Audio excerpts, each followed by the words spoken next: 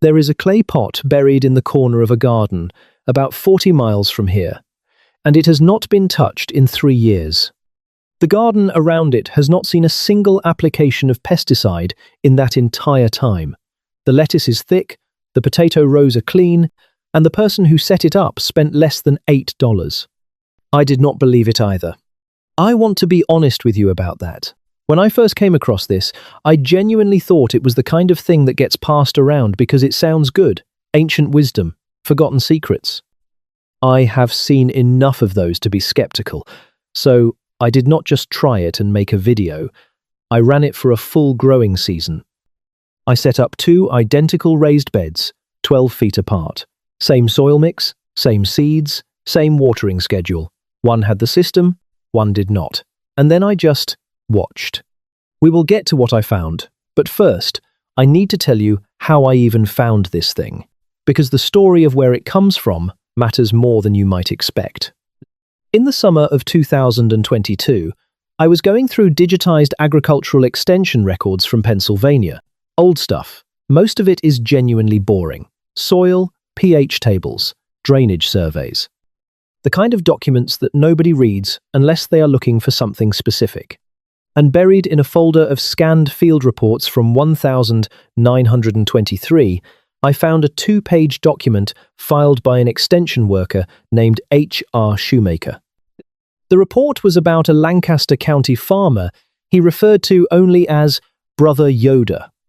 Shoemaker had been sent out to investigate why Yoda's potato fields consistently showed near-zero Colorado potato beetle damage, while every neighboring farm was getting hammered. What Shoemaker found was simple enough that he almost did not write it down.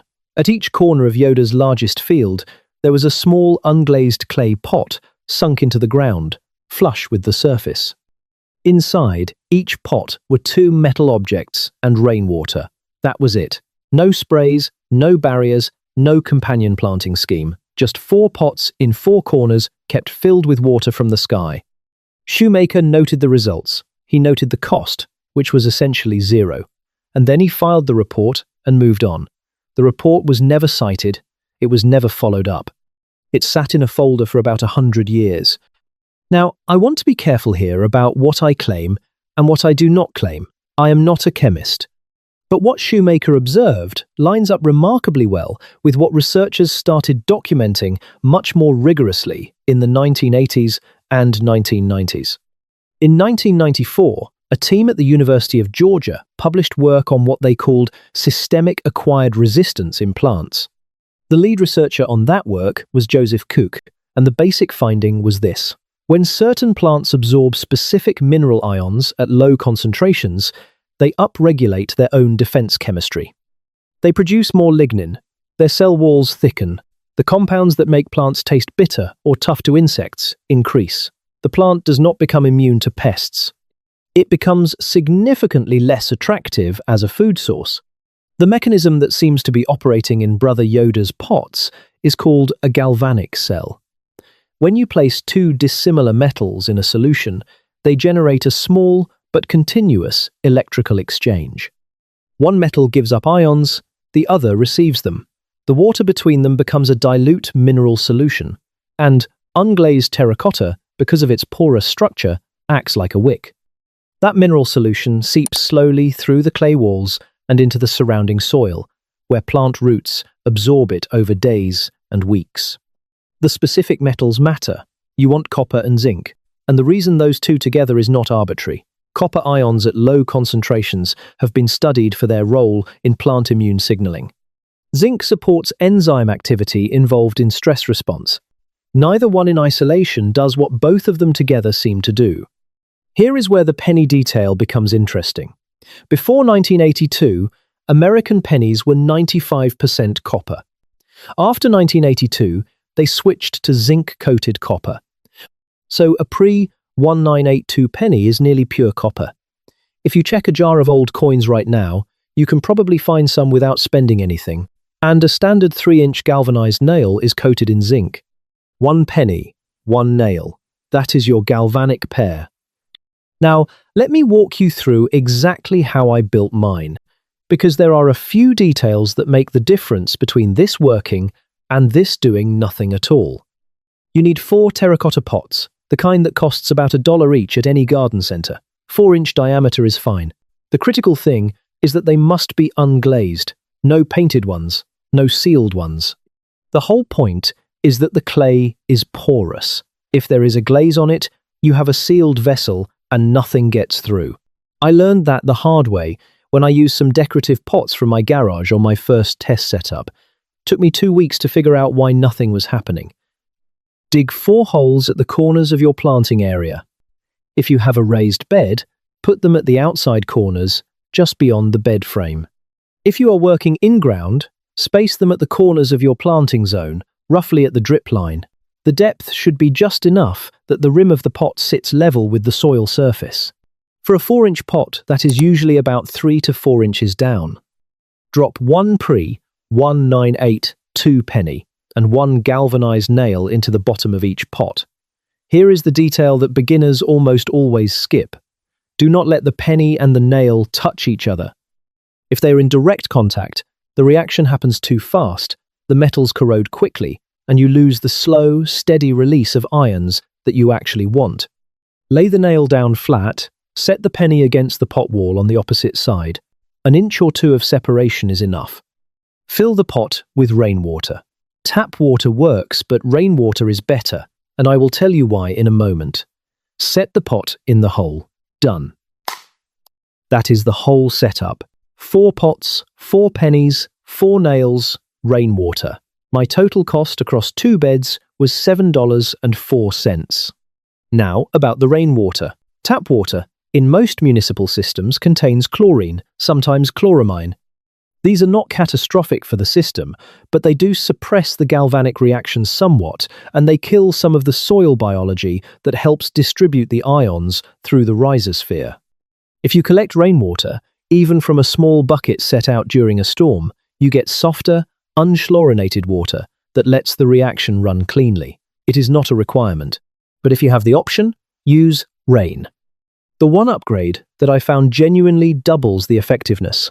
Fill in around each buried pot with a thin layer of biochar before backfilling with soil. About ½ a cup per pot.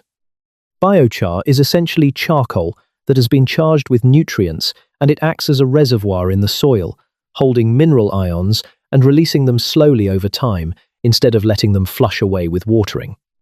My ion-treated bed with biochar showed consistently stronger results than my ion-treated bed without it. Leaf texture, pest damage, overall plant vigor. The biochar adds maybe $2 to the total cost, and you can make it yourself if you want to go that route. One common mistake beyond the touching metals issue: people let the pots dry out and then wonder why the system stops working. The galvanic reaction requires water. No water, no ion exchange, no diffusion through the clay, no benefit to the plants. In a dry spell, I top off my pots every 5 to 7 days. Takes 30 seconds. I keep a 1-gallon jug of collected rainwater near the garden for exactly this purpose. So, what did I actually measure? After 30 days of parallel beds, the untreated bed had visible insect damage on roughly 60% of the lettuce leaves, aphid colonies on 2 plants, some slug activity along the edges. The treated bed had light surface, marking on about 15% of leaves, no aphid establishment, and no slug damage in the interior rows, though I did see some activity along the far edge, from the pots. By day 45, the difference was stark enough that I ended the test, because I felt it was not honest to leave the control bed suffering when I knew I could fix it. Now, I want to be honest about the limits. This is not a pesticide. It does not kill anything.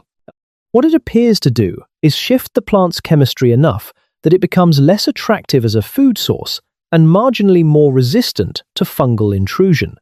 Established infestations do not just disappear because you plant the pots. If you already have a bad aphid problem on an existing plant, the pots are not going to resolve it quickly. What they do is prevent the establishment of those colonies in the first place, which means you need to set this up at the beginning of your season, not in response to a problem. The system also does not spread its effect infinitely. In my testing, I found the effective radius of each pot to be roughly 6 to 8 feet. For a standard 4 by 8 raised bed, 4 corner pots cover it well. For a larger in-ground plot, you may want to add a midpoint pot on each long side. I want to come back to Brother Yoda for a moment, because the thing that sticks with me about that 1923 field report is not the technique itself. It is what Shoemaker wrote at the end. He said, and I am paraphrasing, because I do not want to pull out the exact wording here, but he said something to the effect that Yoda regarded the practice as something his father had shown him, and his father had learned from a neighbor. No book, no training, just passed down. The Amish community in Lancaster County at that time had been farming the same land for over 200 years. They had not gone through the Green Revolution. They had not adopted synthetic inputs in the 1950s when the rest of American agriculture did. They simply kept using what worked. That is worth sitting with for a minute. The pesticide industry in the United States is worth somewhere around $16 billion annually. The average American gardener spends between $40 and $80 a year on insect control alone, not because the alternatives do not exist, but because the alternatives are cheap, simple, and require nothing you do not already have. There is no business model in a clay pot and a penny. The Aztecs used copper vessels in irrigation channels. Roman agricultural writers documented the use of copper and bronze in orchard management. The same principles have surfaced independently across different agricultural traditions because the underlying chemistry is real, not because anyone was coordinating. What I am saying is that you do not have to trust me. You can run the same test I ran. Set up 2 beds, give one the system. Watch them for 30 days. Your own results will tell you more than anything I can say. If you try this and it works for you, tell someone who gardens, not for the click, not to grow a channel, just because that is how this kind of knowledge travels. It went from a Lancaster County farmstead to H.R. Shoemaker's typewriter to a digitized archive to my screen to yours. The chain only works if people keep passing it along. Your grandfather probably knew something about growing food that nobody ever wrote down. So did mine. Some of it was superstition. Some of it was exactly this, a working solution that got replaced not because it failed, but because someone found a way to sell you something else instead. $8, 2 metals, 1 clay pot per corner. Try it this weekend and let me know what you find.